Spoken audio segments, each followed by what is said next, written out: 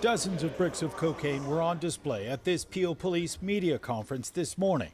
They say it was likely headed for the streets of Peel Region and other parts of the GTA. It was all seized as part of a year-long investigation dubbed Project Pelican. What you have before you is 479 kilograms of cocaine, estimated street value of almost 50 million. And these drugs came from south of the border. Police say the drugs were being smuggled into Canada from the U.S. using commercial transport trucks. On February 11th, a truck that had previously been identified in a smuggling operation by investigators was stopped while trying to cross the Ambassador Bridge from Michigan into Windsor. An inspection of the truck by CBC revealed 127 kilograms of cocaine hidden within the trailer.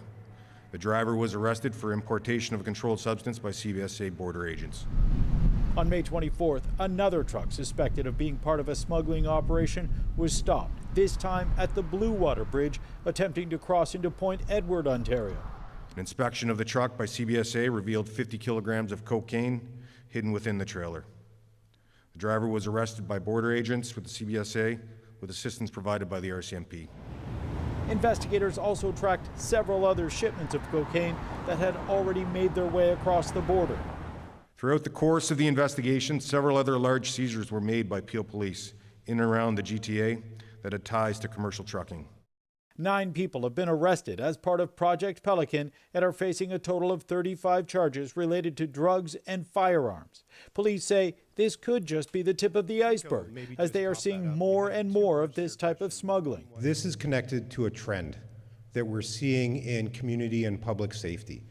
And without commenting specifically on this investigation, that trend is illegal drugs coming from Mexico through the U.S. using logistics companies to bring them to Canada. Of the 9 people charged, 3 are still in custody awaiting bail hearings. The other 6 are out on bail with conditions of their release. Greg Ross, CBC News, Toronto. For families across the province with loved ones who need long-term care, there are tens of thousands of inspection reports available for anyone to browse, for now, as the Ontario government looks at limiting that access, so they're only available for 3 years once posted.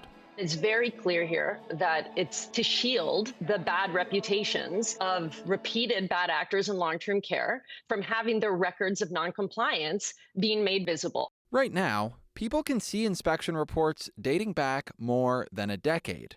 Under the proposed rule change, reports would stay online for 3 years. That means documents from the pandemic, when 4,300 long-term care patients died, would be impacted. All of those records are going to be wiped from public access. The worst of the worst time in long-term care is just going to be gone. Reports older than 3 years will still be maintained, but people will have to ask the province to see them.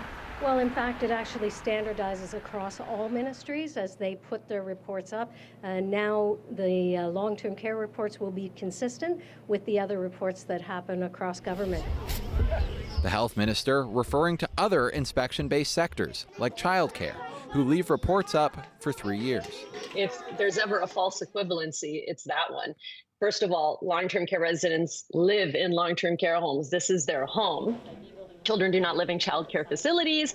This is a much different sector that is plagued by non-compliance and abuse that begets a full historical record to be provided to the public.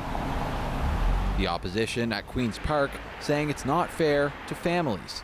We want to make sure that our moms, our dads, our aunts, our uncles, our parents, when their last few years of life, we want to know that they're going to a home, that they're going to be treated with respect, they're going to be well taken care of.